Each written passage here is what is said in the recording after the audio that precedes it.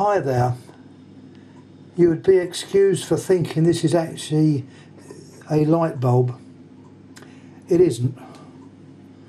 When I first received one of these many years ago as a kid, I thought I'd finally picked up a squirrel cage lamp, as some of these forms were of that design. They had the zigzag filament just like a squirrel cage. This one is slightly different, and it is the version manufactured by Philips. It is in fact a Barretter, and I don't know if these were used in America on the early radios. They probably were, but the idea of this lamp, or well, correctly, lamp is not really a lamp, it doesn't light up, it does give off heat. The whole idea is to control the amount of current going through it. It's like a variable resistor. The atmosphere inside is actually hydrogen. Now you'd think that would burst as soon as it lights up, but it doesn't. It's hydrogen solely on its own, and it will not burn. It needs oxygen to make it burn. So the inner gas is hydrogen.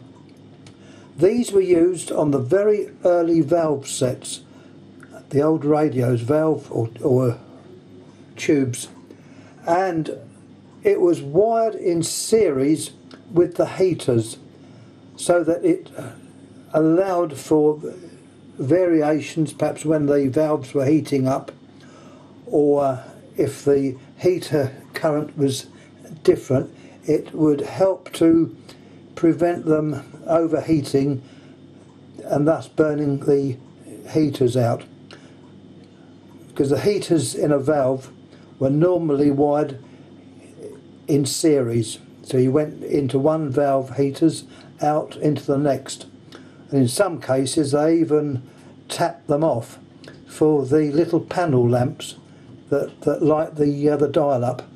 We're going to get a visitor, I think. Sorry about that. She wants to get into it as well. Anyhow, that's what the Barretter does. She certainly wants to join in. One of my beautiful cats. Completely forgot what I was going to say. Oh yes, I know what I was going to say. Other Barretters are used in such applications as telephone equipment.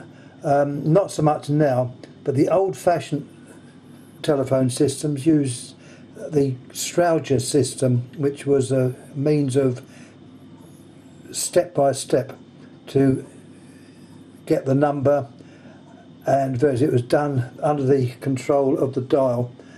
Now, the line differences between a line to a phone close to the exchange and a line to the exchange which was of a great distance, the purpose of one of these in the circuit would be to equalise, so if you live near the exchange the sound would probably sound much louder because you are closer, and those that live further away the sound would be quite faint.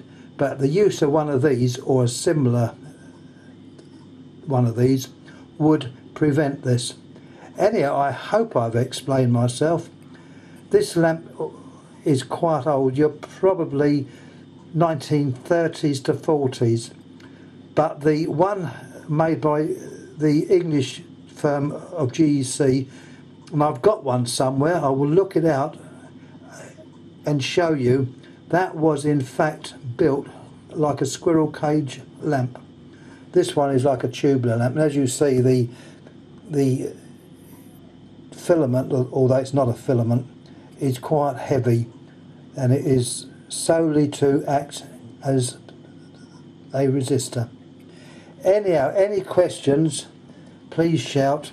I'll try and answer them if I can. The base is a standard medium screw.